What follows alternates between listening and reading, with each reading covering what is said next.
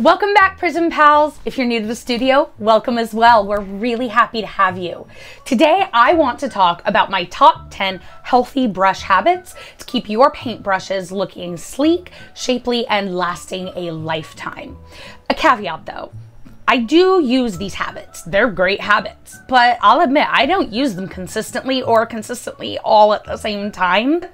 The fact is, painting can be really taxing, and sometimes when I'm done for the night, I'm done. And that means that sometimes, yeah, I leave my brushes to soak in water overnight. I know it's not great for them, but it happens. So my point is that just don't hold it against yourself if you make mistakes. It's not the end of the world. I personally balance those bad habits sometimes by making sure that I'm investing in brushes that are good midline quality. Good enough that they're definitely doing what I need them to do, but not so expensive that if I really do mess one up, I'm gonna be really mad at myself about it. I do have a few brushes like that, but I'm extra careful with those. Now, before we get started, I want to go over the anatomy of a paintbrush just really fast. The specific words probably aren't going to mean anything to most people, and in the grand scheme of things don't matter. I just want to go over it so that you have a better understanding of these brush habits as I explain them. First, we have the bristles, or the head, which is made of various types of fiber, both natural or synthetic, based on the intended use of the brush. The bristles are shaped by assembling them in a metal cup that acts as a mold while the fibers are cut to length and bound by glue or epoxy. Next, we have the ferrule, which is the metal piece that holds the bristles to the handle. Most ferrules are made out of aluminum or nickel-coated brass to resist corrosion. This section of the ferrule is called the crimp and is what connects the ferrule to the handle. Brush handles may be long or short and may be made out of plastic or wood. Now that we have the basic anatomy of a brush down, here are my top 10 healthy brush habits. 1. When choosing where to invest your money, brushes over paint. High quality paint is super nice to work with. It is. It tends to have better pigmentation and often is a fuller body. You'll often hear them referred to as heavy body paints, although there are thinner acrylics out there that are just as high quality and just as pigmented. But the reality is you can, with enough time and effort, paint masterpieces with craft paint. I've painted some of my favorite pieces with paint that costs 59 or 70 cents a bottle.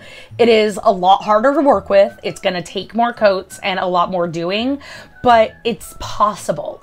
The flip side of that is when you're working with a really low quality brush, they tend to lose bristles or have bad control. And bad control can be worked around some, but you really can't work around dropping bristles into your paint because then you're gonna have to constantly pick them out or they're just gonna live there forever and they're super noticeable and it's just really frustrating. So brushes over paint. Number 2, use the right bristle for the paint you're using. Bristles come from a ton of different sources. Natural bristles can come from camel, goat, ox, hog, sable, squirrel, you name it. Synthetic brushes are often made out of nylon or polyester and are made differently depending on the strength and flexibility that you need in the brush itself, so that can vary. But there are some important differences to note. Hog hair brushes are amazing for oil painting. They have a naturally split end, so it holds a lot of paint, and it also naturally holds up against the oils in the paint really well. Over time, they can be softer and easier to control. Sable is perfect for watercolors because it holds a ton of water naturally, and they're very soft and malleable and controllable. But hog hair and sable and most other natural fibers also don't tend to hold up against the strong chemicals in acrylics as well. Also, natural bristles can be pretty expensive, and of course, if you have ethical concerns, it's always a good idea to look at your synthetic option. Synthetic brushes can be ideal for acrylic because it holds up to the harsh chemicals inside the paint really well, and they tend to hold up pretty well against the solvents that some of us have to use if we let our brushes sit in paint too long and let them dry. 3. Keep your brushes damp while you work. While acrylic paint is water soluble, when it dries, the plasticizers in it cause it to become hard, rigid, and no longer able to be washed out with soap and water. Now, Ideally, you're going to be rinsing your brushes really, really well as you're switching between them during a painting, but they're never going to be truly clean unless you give them a full washing after you're done with them, because paint gets stuck up inside the ferrule. But while you're still painting, keeping it damp will slow down that drying process so that it prevents that from happening, and you're going to be able to fully wash it out with soap and water when you're done for the day. 4, mix colors with a palette knife or with the end of your brush, not the bristles. This is because when you're mixing, it's very, very easy to accidentally cram paint up inside the ferrule, deep into the bristles, causing them to spread out, lose their shape, and it's just really bad for them overall. Also, it's really hard to get paint out of your ferrule once it's in there because you can't really reach in. You can just flow water through the brush as best you can, but if you flip it upside down to do that, it's going to be spreading your bristles anyway, which is, again, not great for it. So it's best to just use a totally different object, or if you have a brush specifically for mixing that you don't care what happens to it. But basically, just treat your brushes kindly. Don't use them for mixing paint. Don't cram them down into the paint and force tons of paint up into the ferrule and up into the ends of the brush. You want to keep it in the belly and the tip. Number 5, don't let your brushes soak for too long. While wooden handles are usually protected by a coat of varnish or paint, leaving them soaking for an extended period of time will still damage them. It's going to cause the wood in the brush to swell and shrink, absorbing water, cracking the wood, causing the varnish and the paint to flake off. Additionally, if you're leaving your brush sit in water for long periods of time, you're probably leaving it sit vertically with the weight on the bristles, which will cause the bristles to deform and warp over time. 6, wash your brushes after every use with gentle soap and water. If you're studious about washing your brushes after every use, they can quite literally last you a lifetime. Now, for those of us that aren't really good at remembering to wash our brushes every single time, then there are solvents and brush conditioners on the market that will break down the acrylic paint, even though it's dry, and condition the brush to get it back in a good, solid working order.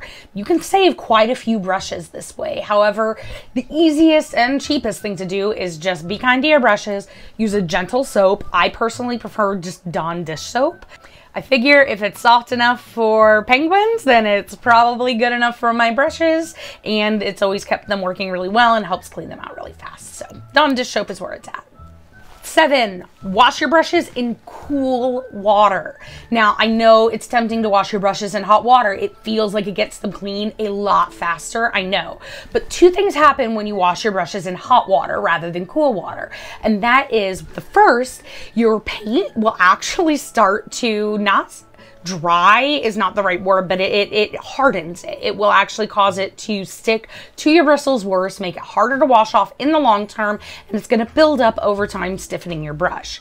The other reason you want to use cool water when you're washing your brushes is the glue that's holding the bristles together. Now, every brush has its own special shape. As we said earlier, when brushes are made, they're put into a little metal cup that shapes the brushes, and then they're glued together in that shape. Now, when you're using hot water, what is that gonna do?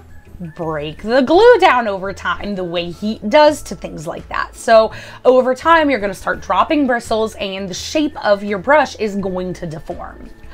8, do not smash your bristles when you're washing them. I'm going to say it again because I do this, probably is my second worst habit other than leaving my brushes to sit in water overnight. Don't smash your brushes into the bottom of whatever you're doing to clean them. What that's going to do is it's going to break bristles, it's going to bend them, it's going to distort them, and over time your bristles are going to splay out. They're not going to paint as cleanly, it's not going to hold paint as well, and you're just going to destroy them.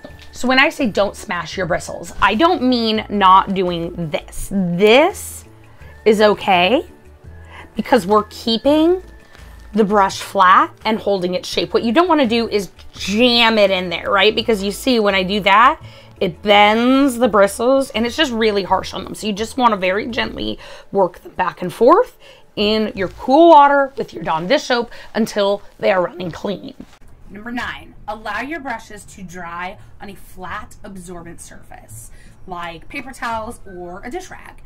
While it's important to store your dry brushes vertically, it's equally important to wait until they're dry to do so. The reason for that is that paintbrushes are intended and designed to hold a lot of medium. So what happens is if you store them vertically while they're still wet, all of the water that's still in the ferrule and in the bristles is going to drain down. It's going to absorb into the glue and into your handle and cause it to swell and distort over time. So just wait until they're dry and then pop them in that way. But while they're still drying, let them stay flat so that as much of that water kind of drains out as possible without storing them bristle down, which will then put weight on the bristles and damage your bristles. And number 10, just like we said, it is so important to store your paintbrushes with the bristles facing up.